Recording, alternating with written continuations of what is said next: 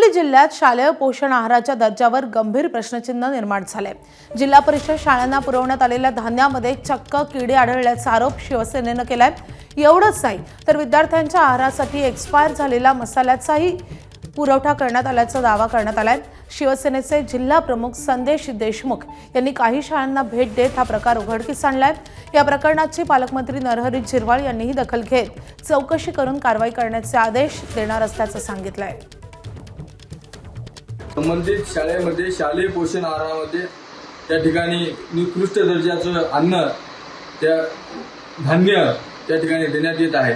त्यामध्ये भुंगे, आळ्या, बुरशी हे वेगवेगळ्या प्रकारच्या अन्नामध्ये मिसळलेली त्या ठिकाणी दिसून आलेली आहे।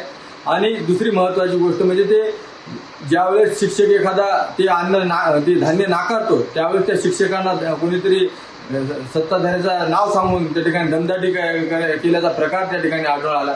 माझी आपल्या माध्यमातून मुख्यमंत्र्याला विनंती आहे की या गोष्टीकडे लक्ष द्या, लेकरांच्या जीवाशी खेळू नका। अनेक ठिकाणी ह्या विभागानं सॅम्पल घेतलेत, त्याचे सॅम्पल लॅबला पाठवलेत प्रमाणित किंवा काय कशा पद्धतीचे याच्यात त्यानंतर त्याच्यावर कार्यवाही केली जाईल आणि त्यांचं जे काही पुरवठादार असेल त्याच्यावर त्या कायद्यान्वये कार्यवाही केली जाईल।